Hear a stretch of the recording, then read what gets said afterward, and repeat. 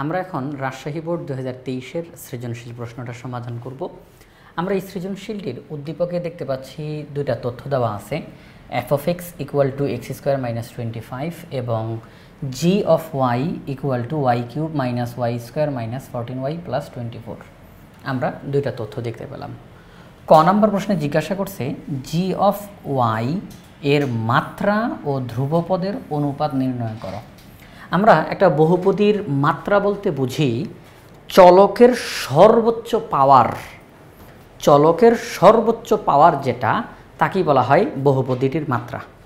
একটি বহুপদীতে যেই চলকটি থাকে চলকের পাওয়ারগুলোর মধ্যে সবচেয়ে বড় পাওয়ার যেটা তাকেই বলা হয় ওই বহুপদীটির মাত্রা। তাহলে আমরা g of y এই যে বহুপদীটি দেখতে পাচ্ছি এখানে চলক হিসাবে y আছে, তো y এর পাওয়ার 3, y এর পাওয়ার 2, y এর পাওয়ার 1, এখানের মধ্যে y দেখা যাচ্ছে না অর্থাৎ y এর পাওয়ার 0। তাহলে y এর সর্বোচ্চ পাওয়ার কত? 3। তাহলে আমরা বলতে পারি মাত্রা হলো 3। g of y নামের যে বহুপদীটা আছে তার মাত্রা হলো 3। ধ্রুবপদ কোনটা? চলক বর্জিত পদ, চলক মুক্ত পদ, অর্থাৎ চলক নাই যেই পদের মধ্যে দেখা যাচ্ছে যে এই পদের মধ্যে চলক নাই, চলক ছাড়া, ওই পদটাকে বলা হয় ধ্রুবপদ।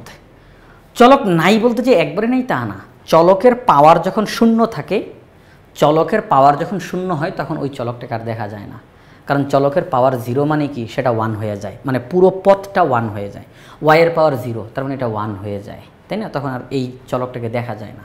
তো আমরা যদি দেখতে পাই যে কোনো একটা পদের মধ্যে চলককে দেখা যাচ্ছে না, ওই পদটা চলক মুক্ত পদ, চলক বর্জিত পদ, ওই পদটাকে বলা হবে ধ্রুবপদ। আমরা দেখতে পাচ্ছি g of y নামের যে বহুপদী এখানে 24, এখানের মধ্যে y নাই, এই যে চলক y এখানে তো y নাই, এটা চলক মুক্ত পদ, তাহলে এটাকে বলা হবে ধ্রুবপদ। তাহলে ধ্রুবপদ হচ্ছে 24। আমাদেরকে বলল এই বহুপদীটির মাত্রা এবং ধ্রুবপদের অনুপাত নির্ণয় করো।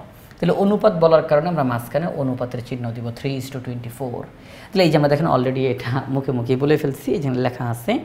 তাহলে 3:24, 3 এবং 24 দুইটাকে আমরা 3 দিয়ে ভাগ করতে পারি। 3 3-এর মধ্যে একবার যায়, 3 24-এর মধ্যে 8 বার যায়, অর্থাৎ 1:8। আমরা আলটিমেটলি কি বলতে পারি যে g of y ওই বহুপদীটির মাত্রা এবং ধ্রুবপদের অনুপাত হলো 1:8। তাহলে আমাদের ক নাম্বার প্রশ্নের সমাধান করা শেষ। আমরা এখন খ নাম্বার প্রশ্নের দিকে তাকাই। খ নাম্বার প্রশ্নে বলা হয়েছে g of y equal to 0 হলে y এর মান নির্ণয় করো, y এর নির্দিষ্ট মান নির্ণয় করো। g of y equal to 0, g of y equal to 0। তাহলে এই যে g of y আমরা দেখতে পাচ্ছি, g of y দেখতে পাচ্ছি, এইটা equal to 0, g of y equal to 0। এখন আমরা এটার অঙ্কটা করতে থাকবো ধারাবাহিকভাবে, করতে এক পর্যায়ে আমাদের সামনে y এর মান আসবে। আমরা দেখতেছি y এর সর্বোচ্চ পাওয়ার 3, তার মানে এই অঙ্ক করতে গিয়ে আমরা y এর 3টা মান পাবো। চলকের পাওয়ার যত থাকে সর্বোচ্চ পাওয়ার, ওই চলকের ততগুলো মান পাওয়া যায়। আমরা যখন দ্বিঘাত সমীকরণ, চলকের পাওয়ার 2, আমরা যখন ওই দ্বিঘাত সমীকরণ সমাধান করি তখন আমরা চলকের মান 2টা পাই। তো এখানে তো y এর পাওয়ার 3, তাহলে আমরা y এর 3টা মান পাবো, ভিন্ন ভিন্ন মান, তবে 3টা মান পাবো। চলেন আমরা অঙ্কটা করা শুরু করে দিই। তাহলে এই যে আমাদের এখানে আমরা ইজি হায়ার ম্যাথ বই থেকে এই অঙ্কগুলোর সমাধান করছি। দেওয়া আছে g of y equal to 0, আবার উদ্দীপকে বলা আছে g of y equal to y cube minus y square minus 14y plus 24। তাহলে আমরা বলতে পারি এইটা সমান 0, এই অংশটা সমান 0। এরপরে আমরা যেই কাজটা করব সেটা হচ্ছে দ্বিতীয় লাইনটাকে ফাঁকা রাখবো, আমরা, হ্যাঁ, দ্বিতীয় লাইনটাকে ফাঁকা রাখবো, ঠিক আছে? দ্বিতীয় লাইনটা ফাঁকা থাকবে, আমরা 3 নাম্বার লাইনে চলে যাব। আমি যদি একটু লিখে দেখাই তাহলে আমার মনে হয় এটা বেশি ভালো হবে, আপনাদের বুঝতে সুবিধা হবে। আমি একটু লিখে দেখাই। সেটা হচ্ছে আমাদের এখানের মধ্যে যেই রাশিটা সেটা আমরা উঠাই, y cube minus y square minus 14y plus 24 equal to 0। এটা প্রথম লাইন। আমরা দ্বিতীয় লাইনটা ফাঁকা রাখবো, 3 নাম্বার লাইনে আমরা যাব। 3 নাম্বার লাইনে গিয়ে আমরা যেই কাজটা করব সেটি হচ্ছে এই যে রাশিটা দেওয়া, আমরা প্রথমেই তার একটা উৎপাদক বের করার চেষ্টা করব। যে এই রাশিটার মধ্যে চলকের মান কত বসাইলে পুরা রাশিটা 0 হয়ে যায়, একটা উৎপাদক আমরা বের করব, অর্থাৎ ভাগশেষ উপপাদ্যের মাধ্যমে। আপনারা এটা ক্যালকুলেটর ব্যবহার করেও করতে পারেন, আমরা আগের যেই অঙ্কগুলো রয়েছে সেখানে আমরা এটা করে দেখিয়েছি। তো আমরা এখানের মধ্যে যেই বিষয়টা সেটা হচ্ছে এই রাশিটার একটা উৎপাদক বের করব। তো আমাদের এখানের মধ্যে আমরা উৎপাদক হিসাবে y-2কে নিয়েছি। এই যে y-2কে নিলাম কেন নিলাম? কারণ y-2 = 0, y = 2। তার মানে এই অঙ্কের মধ্যে আমরা যদি y এর মান হিসাবে 2 বসাই, তাহলে পুরাটা 0 হয়ে যাবে। তাহলে y এর মান যদি হয় 2, এই 2টা যদি এখন বাম পক্ষে চলে আসে তাহলে -2, তাহলে y-2 = 0, তখন এই y-2কে বলা হবে উৎপাদক। এটাকে কি বলা হবে? উৎপাদক বলা হবে। আচ্ছা, তাহলে আমরা এই রাশিটার একটা উৎপাদক হিসাবে y-2কে আমরা নিচ্ছি। আচ্ছা, এখন y-2কে আমরা কয়বার লিখব? আমরা লিখব চলকের সর্বোচ্চ পাওয়ার যত আমরা এই রাশিটাকে, এই উৎপাদকটাকে ততবার লিখব। তাহলে একবার, দুইবার, আরও একবার আমরা লিখব, এই হচ্ছে 3 বার। y-2 এর সামনে কত দিয়ে গুণ করলে y³ হবে? y² দিয়ে গুণ করলে y³ হবে। y² দ্বারা y-কে গুণ দিলে হবে y³, y² দ্বারা গুণ করলে হবে -2y²। আছে -y², আমি লিখে ফেলছি -2y², বেশি লিখে ফেলছি, তাহলে কমানো দরকার, +y²। এই যে আমি +y² লিখলাম, কত দিয়ে গুণ দিলে y² হবে? আমরা যদি y দিয়ে গুণ দিই তাহলে y² হবে, y দিয়ে y-কে গুণ দিলে y², y দিয়ে 2কে গুণ দিলে -2y। আচ্ছা, এই যে -2y আমার অঙ্কে আছে -14y, আর আমি লিখে ফেলছি -2y, আমার আরও লাগবে -12y আমার লাগবে। এই যে আমি নতুন করে এটা লিখলাম এই মাত্র, কত দিয়ে গুণ দিলে এটা হবে? -12 দিয়ে যদি আমরা গুণ দিই তাহলে কিন্তু এটা হয়ে যায় -12y, মাইনাসে মাইনাসে প্লাস, 12 দুগুণে 24। তাহলে আপনারা খেয়াল করে দেখেন, এই যে দ্বিতীয় একটা লাইন, এটা কিন্তু তৈরি হয়ে গেল। তাহলে এই লাইনটা কি আমাদের মুখস্থ রাখা সম্ভব? তাহলে আমরা এরকম এটা কোনো মুখস্থের জিনিস না, আমরা দ্বিতীয় লাইনটাকে বাদ রাখবো। হ্যাঁ, দ্বিতীয় লাইনটাকে বাদ রাখবো, আমরা 3 নম্বর লাইনটা আগে করব। প্রথমে একটা উৎপাদক আমরা বের করার চেষ্টা করব যে কোন উৎপাদকের ফলে এটা 0 হয়। আমরা y-2 এটা উৎপাদক হিসাবে পেলাম, এই y-2কে আমরা এখানে বসালাম। এরপর আমরা এইভাবে করে, এইমাত্র যেভাবে করে হিসাব করে দেখালাম, এইভাবে করে আমরা করব। এখন আপনি যদি এখানে y-2 এর জায়গায় অন্য কোনো উৎপাদক যদি আপনি ক্যালকুলেটরে বের করেন, সেটা বসায় যদি করেন, কোনো সমস্যা নাই, অঙ্ক হবে। আমরা y-2 দিয়ে করছি, এই জন্য আপনাকেও y-2 দিয়ে করতে হবে এমন কোনো কথা নাই। আপনি আপনার মতো করে, এখানে শুধু সিস্টেমটা আপনারা শুধু বুঝে গেলেই হবে, আপনাদের মতো করে আপনারা অঙ্কটা করতে পারবেন। এখানে অন্য কোনো উৎপাদক আপনি বসান, তাহলে হয়তো বা সংখ্যাগুলো একটু চেঞ্জ হবে, এই তো, সিস্টেম তো ঠিক থাকবে। ওকে, তাহলে এইভাবে করে, তাহলে আমাদের এখানে এটাই লেখা হয়েছে। আশা করি আপনারা সবাই বুঝতে পেরেছেন। তাহলে পুরো জিনিসটা বললাম। এবার আমরা y-2 কমন নিতে পারি, তাহলে y-2 কমন নিলাম, তাহলে থাকবে y² + y -12।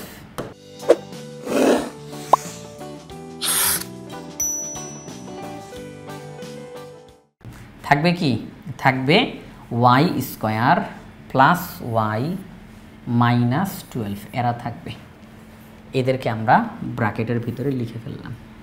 এবার এটার ভিতরে আবার মিডল টার্ম করা যায়, মিডল টার্ম করে আমরা ফলাফল বের করলাম। একদম ইজি একটা অঙ্ক, একেবারে ইজি একটা অঙ্ক, এতটুকুর মিডল টার্ম করা যায়। মিডল টার্ম করে আমরা অঙ্কটা করে ফেললাম। তাহলে অবশেষে আমরা পেলাম y-2 * y + 4 * y - 3 = 0।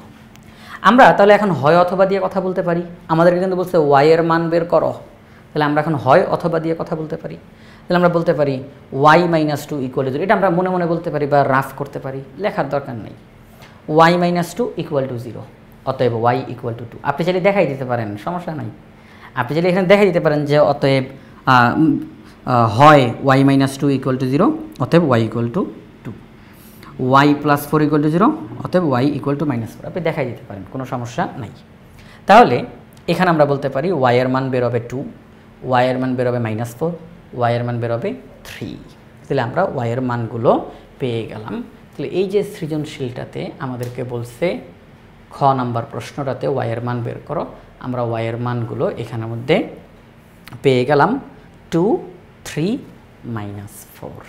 আমাদের গ নাম্বার সৃজনশীল গ নাম্বার প্রশ্নে কি বলা হয়েছে? গ নাম্বার প্রশ্নে বলা হয়েছে যে x² ডিভাইডেড বাই f(x) এটিকে আংশিক ভগ্নাংশে রূপান্তর করো। x² ডিভাইডেড বাই f(x), তাহলে x² না হয় বুঝলাম, f(x) কোনটা? উদ্দীপকে দেওয়া আছে f(x) মানে হলো x² - 25। তাহলে x² ডিভাইডেড বাই x² - 25 আমরা বসিয়ে আংশিক ভগ্নাংশে রূপান্তর করব। তাহলে এই অঙ্কটাতে x² ডিভাইডেড বাই f(x) এর মান লিখলাম x² - 25, আমরা f(x) এর মান লিখলাম x² - 25। এখন যেই বিষয়টা আমরা দেখতেছি লবের পাওয়ার আর হরের পাওয়ার একই, তার মানে এটা অপ্রকৃত ভগ্নাংশ। সেই ক্ষেত্রে আমরা যেই কাজটা করব আপনারা আশা করি জানেন এই বিষয়টা, সেটি হলো x² ডিভাইডেড বাই x² - 25। যদি দেখি যে এটা অপ্রকৃত, যদি দেখি এটা অপ্রকৃত, তাহলে সেই ক্ষেত্রে হরটা লিখে ফেললাম। এই হরটাকে আমরা লবের মধ্যেও লিখে ফেলব, লবের মধ্যে লিখে ফেলব। এখন দেখব লবের মধ্যে যে লিখলাম ঠিক আছে নাকি ভুল হয়ে গেছে। হর হর মিলছে, কিন্তু লব কি মিলছে না, x² আছে, কিন্তু আমি তো লিখে ফেলছি x² - 25। এই যে -25 এই জিনিসটা বাড়তি লিখে ফেলছি না, -25 যে ঠিক করা দরকার। আমি তাহলে +25 লিখে দিলাম, -25 +25, তাহলে কাটাকাটি যাবে। তাহলে এখন আর কোনো সমস্যা নাই। পরবর্তী লাইনে গিয়ে আমরা যেই কাজটা করতে পারি, এই x² - 25 ডিভাইডেড বাই এই যে হরটা যেটা তাকে লিখলাম +25 ডিভাইডেড বাই x² - 25, অর্থাৎ x² - 25 সবার নিচে আছে। এই অংশটার নিচেও x² - 25 আছে, এই 25 এর নিচেও এটা আছে, আমরা লিখলাম। এবার আমরা যদি এখানে মধ্যে কাটাকাটি করি তাহলে হবে 1 + 25 ডিভাইডেড বাই x² - 25। এখন x² - 25 না লিখে আমি 5² লিখতে পারি। পরবর্তী লাইনে 1 + 25 বাই x + 5 x - 5 আমরা এটা লিখতে পারি। আশা করি আপনারা সবাই বিষয়টা বুঝতে পারছেন। তাহলে সেই ক্ষেত্রে আলটিমেটলি আমাদের সামনে এই লাইনটা আসলো, x² ডিভাইডেড বাই f(x) মানে হলো 1 + 25 বাই x + 5 ইন্টু x - 5। আমাদেরকে যার আংশিক ভগ্নাংশ বের করতে বলছে সেটা মানে হলো এটা 1 + 25 ডিভাইডেড বাই x + 5 x - 5। এখন আমরা যেই কাজটা করতে পারি, অঙ্কটাকে একটু তাড়াতাড়ি করার জন্য, সহজে করার জন্য আমরা এই 1+ অংশটুকু বাদ দিয়ে বাকি যে অংশটা আছে তার আংশিক ভগ্নাংশ আমরা করব। এতে করে অঙ্কটা একটু তাড়াতাড়ি শেষ হবে। আমি কথাটা একটু ক্লিয়ার করি। আমরা যদি 1 + 25 divided by x + 5 into x - 5 এই পুরাটাকে নিয়ে, পুরাটা সম্পূর্ণটাকে নিয়ে যদি আমরা আংশিক ভগ্নাংশ করতে চাই আমরা পারবো। সেখানে একটু কাজ বেশি করতে হবে, সেখানে কাজ একটু বেশি করতে হবে। আর আমরা যদি এই মুহূর্তে একটা কাজ করি যে 1+ এই অংশটুকুকে বাদ রেখে বাকি যে অংশটা আছে তার আংশিক ভগ্নাংশ আমরা বের করব, তাড়াতাড়ি করে হয়ে যাবে। এতটুকুর আংশিক ভগ্নাংশ যখন আমরা করব একটা ফলাফল বের হবে, তখন লাস্টে গিয়ে 1+ এইটার আংশিক ভগ্নাংশের যে ফলাফলটা আসবে, এই যে এতটুকুর আংশিক ভগ্নাংশের যে ফলাফল আসবে সেই ফলাফলটাকে আমরা এইখানের মধ্যে লিখে দিব। ব্যাস হয়ে গেল, হয়ে গেল 1+ এতটুকুর যে আংশিক ভগ্নাংশের ফলাফলটুকু সেটা। তাহলে এই পুরাটা তখন হয়ে যাবে এইটার আংশিক ভগ্নাংশ, সম্পূর্ণটা হয়ে যাবে এটার আংশিক ভগ্নাংশ। তাহলে আমরা একটু তাড়াতাড়ি করে অঙ্কটা করার জন্য এই মুহূর্তে কেবলমাত্র এতটুকুর আংশিক ভগ্নাংশ করব। তাহলে আংশিক ভগ্নাংশ এখন শুরু হচ্ছে। ধরি, আপনারা সবাই জানেন আংশিক ভগ্নাংশ অঙ্ক করতে গেলে প্রথমে আমরা লিখি ধরি। ধরি 25 ডিভাইডেড বাই x + 5 x - 5 অভেদ চিহ্ন। a divided by x plus 5 plus b divided by x minus 5। এই হর দ্বারা উভয় পক্ষকে গুণ করার পরে 2 নং সমীকরণ পেলাম। আমরা x এর মান এখান থেকে পাবো -5, সেটা বসাবো, রেজাল্ট পাবো। x এর মান পাবো 5, সেটা বসাবো, রেজাল্ট পাবো। এখানের মধ্যে আর বোঝানোর তেমন কিছু নাই। এই যে আমরা a এর মান পাইলাম -5/2 এবং b এর মান পেলাম আমরা 5/2, এই মানগুলোকে আমরা এখন বসিয়ে দিব। আমরা যতটুকু অংশের আংশিক ভগ্নাংশ করতেছিলাম, যতটুকুর আংশিক ভগ্নাংশ করতেছিলাম সেটা লিখলাম। a এর মানটা বসাইলাম, b এর মানটা বসাইলাম। এখন যে বিষয়টা, মেইন জায়গাতে যাই, মেইন জায়গাতে পুরা অঙ্কটা, সম্পূর্ণ অঙ্কটা x² divided by f of x, এটার আংশিক ভগ্নাংশ বের করতে বলছিল। এইটা মানে হলো আমরা বলতে পারি x² divided by x² minus 25। এইটা মানে হলো এই সম্পূর্ণটা, এই সম্পূর্ণটা। এখন কথা হচ্ছে এটা লেখা হলো কেমনে, যে এটা কিভাবে করে লিখছে সেটা একটুখানি বলি, লিখে দেখাই, তাইলে বুঝতে খুব সুবিধা হবে, তাড়াতাড়ি করে আমরা এটা কমপ্লিট করতে পারবো। আমরা বলতে পারি x² divided by f of x equal to x² divided by x² minus 25। সামনের দিকে আগাই, আমরা বলতে পারি যে 1 প্লাস a ডিভাইডেড বাই, আর কি a বলতে a এর যে মানটা সেটা আমরা বসাই, হ্যাঁ সেটা আমরা বসাই। a এর মানটা বের হয়েছে -5/2 divided by x plus 5 plus b এর মানটা 5/2 divided by x minus 5। Okay fine, আমরা এটা লিখলাম। এই যে আমরা এটা লিখলাম, এইটা সমান এইটা সমান 1 প্লাস এইটা। এখন পরবর্তী লাইনে গিয়ে প্লাসে মাইনাসে মাইনাস সেটা দিলাম। এখন আমরা একটা জিনিস খেয়াল রাখবো, আমরা দেখব যে উপরে যদি কোনো ভগ্নাংশ থাকে, উপরে যদি কোনো ভগ্নাংশ থাকে তাহলে তার লবটাকে আমরা উপরেই রাখবো আর হরটাকে নিচে বসাবো, নিচে বসাবো। পাশে থাকবে এক্স প্লাস 5। সবাই একটু কথাটা একটু বোঝার চেষ্টা করি, কথাটা একটু বোঝার চেষ্টা করি। যদি আমরা উপরে, এই যে দেখেন এই যে ভাগ চিহ্নটা, এই যে ভাগ চিহ্নটা, যদি এইটার উপরে আমরা ভগ্নাংশ দেখতে পাই তাহলে আমরা করব কি, লবটাকে উপরে বসাবো আর হরটাকে নিচে নিয়ে যাব, হরটাকে নিচে নিয়ে যাব। প্লাস আমরা দেখতেছি উপরে একটা ভগ্নাংশ আছে, তাহলে লবটাকে উপরে রাখবো, হরটাকে নিচে লিখবো। এটার ব্যাখ্যাটা আমরা এর আগের অঙ্কগুলোতেও খুব ভালোভাবে দিয়েছি, বারে বারে দিয়েছি। আচ্ছা, তো এই হচ্ছে আমাদের ফলাফল। x² divide by f of x এর আংশিক ভগ্নাংশটা নির্ণয় হয়ে গেল।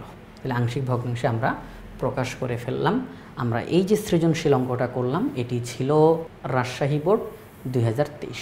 রাজশাহী বোর্ড 2023-এর এই সৃজনশীল প্রশ্নটা আমরা সমাধান করলাম। খুব সহজই ছিল এই প্রশ্নটা।